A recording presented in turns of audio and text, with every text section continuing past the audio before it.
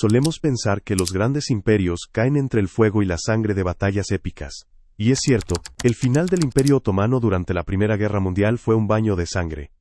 Pero la herida mortal, la que realmente selló su destino, no la provocó una bayoneta en el frente de batalla. La herida mortal se infligió décadas antes, en oficinas silenciosas donde los que realmente mandan en esa sala, no llevan espada, llevan trajes de lana fina.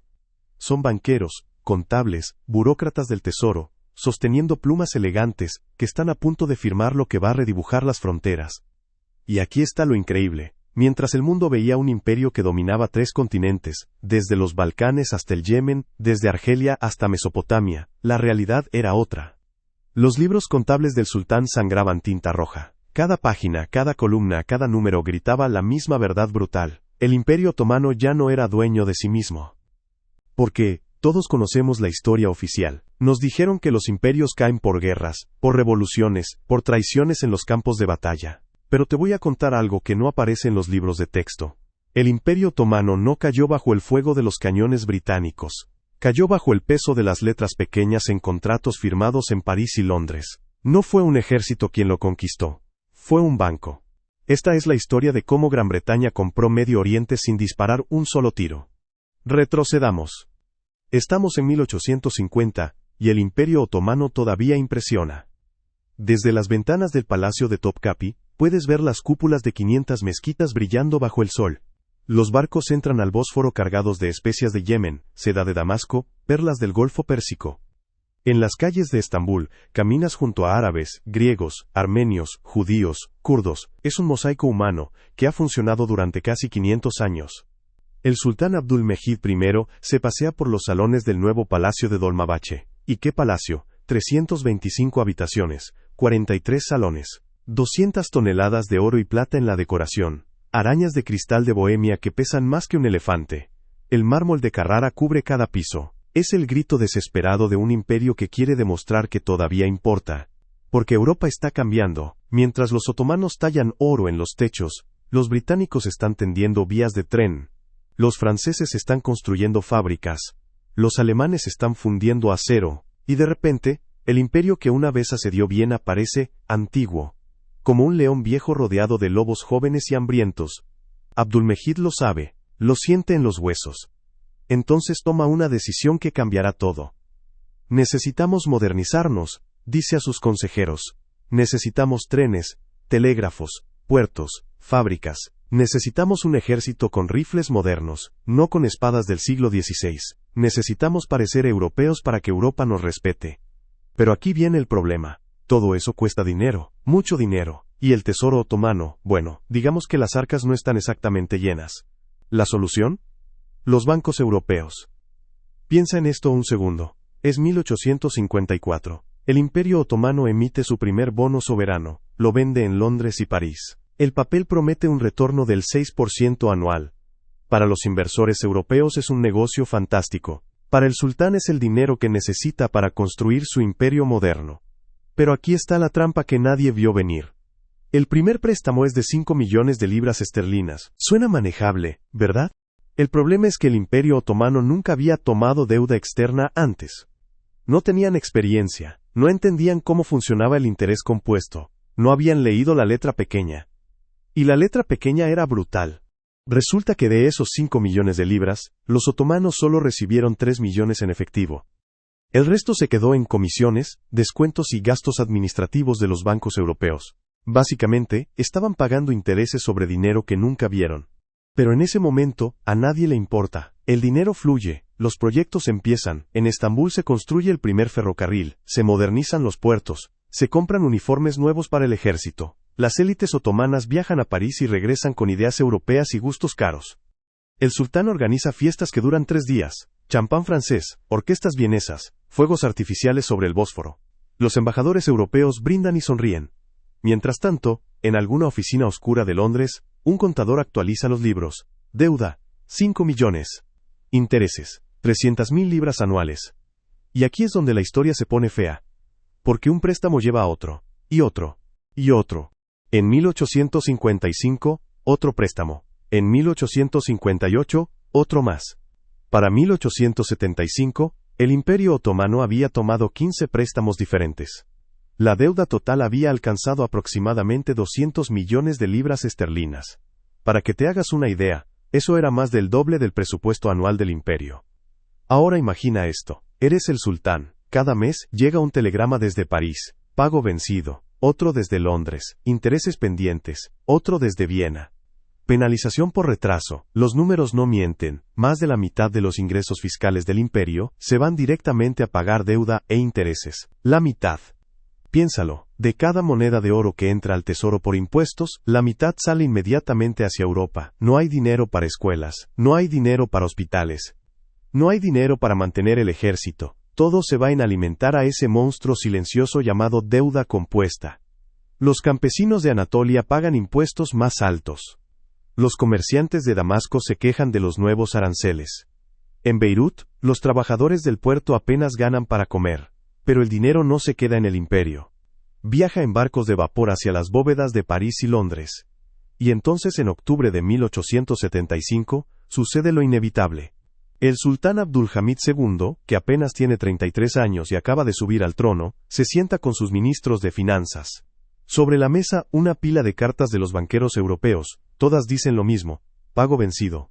El ministro de finanzas, un hombre llamado Midhat Pasha, hace los cálculos. Los presenta al sultán.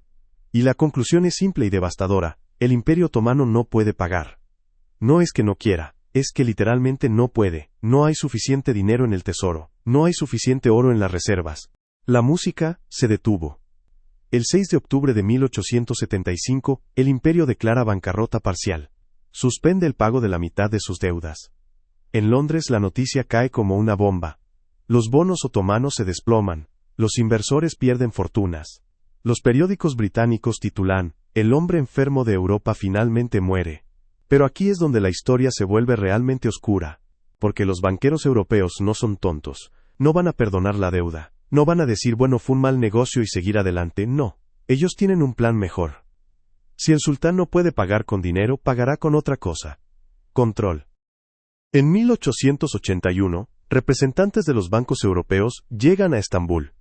No vienen a negociar, vienen a cobrar. Y traen un documento. Un tratado. Lo llaman la Administración de la Deuda Pública Otomana. Suena burocrático, ¿verdad? Pero lee entre líneas. Este tratado establece que un consejo de banqueros europeos, nombrados por los acreedores, tendrá control directo sobre las principales fuentes de ingresos del imperio. Los impuestos del tabaco, los impuestos de la sal, los impuestos del alcohol, las aduanas de los puertos principales, los ingresos del monopolio de la seda. Todo. Controlado por extranjeros. Imagina esto, eres un comerciante otomano en Esmirna, pagas tus impuestos.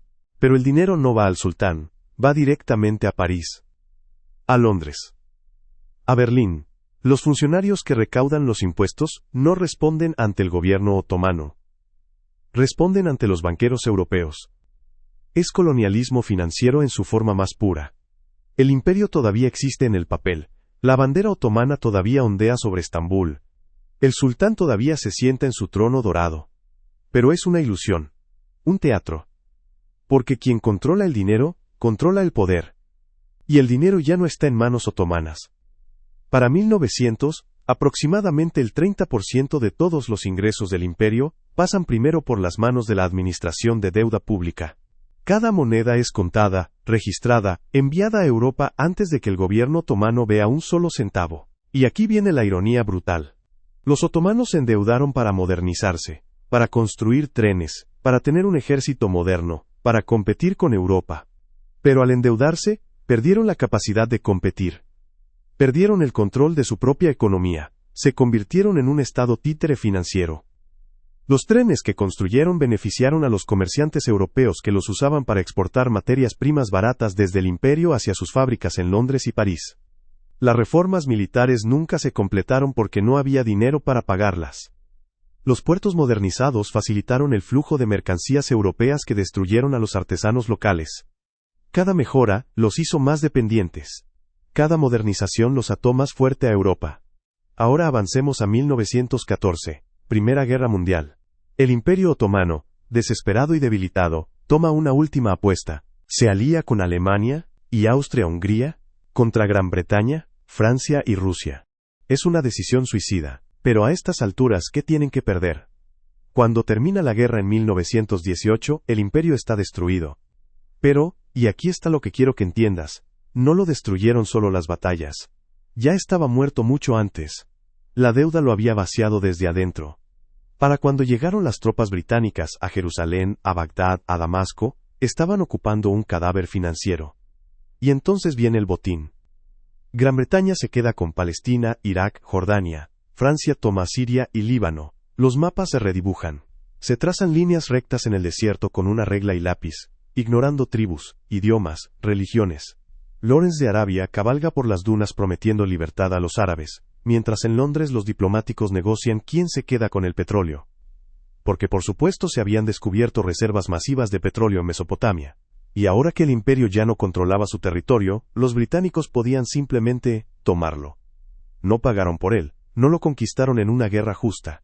Lo recogieron del suelo, como quien recoge una cartera que alguien dejó caer en la calle. ¿Te suena familiar? El Canal de Suez. Construido con mano de obra egipcia, pero controlado por los británicos después de que el jedive de Egipto tuviera que vender sus acciones para pagar deudas. Bengala. Una de las regiones más ricas del mundo, convertida en una colonia británica después de que la Compañía de las Indias Orientales la asfixiara con préstamos predatorios. América Latina en el siglo XX, África en el XXI. Siempre la misma historia. Siempre el mismo patrón. Un país necesita dinero, los bancos ofrecen préstamos con condiciones que parecen razonables. El país gasta el dinero, el tiempo pasa, los intereses se acumulan.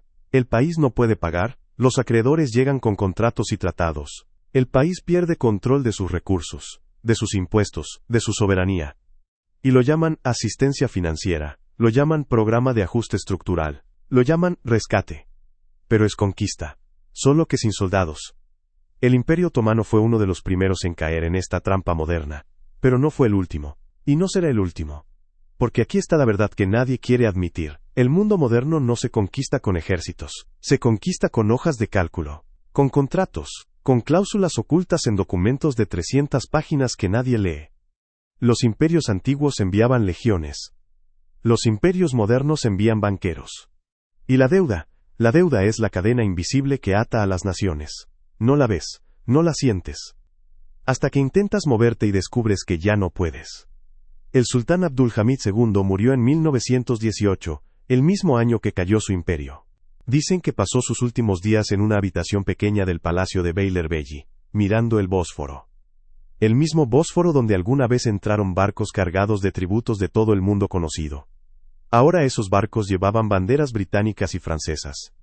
No lo derrotó un general más inteligente. Lo derrotó un contador que sabía sumar intereses. ¿Por qué te cuento esto hoy? Porque esta historia no terminó en 1918. Está pasando ahora mismo. Los nombres cambian. Las fechas cambian. Pero el mecanismo es el mismo. Países que piden prestado para desarrollarse. Intereses que se acumulan más rápido de lo esperado. Recursos naturales usados como garantía. Soberanía cedida a cambio de refinanciamiento. La deuda es poder. Y quien controla la deuda controla el futuro. El Imperio Otomano no cayó porque fuera débil. Cayó porque firmó contratos que no entendía con gente que sí los entendía. Nos deja una lección que resuena aterradoramente hoy en día. La soberanía no es solo una bandera o un himno nacional. La verdadera soberanía es la independencia financiera. Y esa al final es la lección más brutal de todas. Mi nombre es José, y esto es Historia del Poder Financiero. Si quieres ir un paso adelante y entender las reglas del juego, suscríbete. Porque cuando entiendes cómo se movió el dinero en el pasado, dejas de caminar a ciegas en el presente,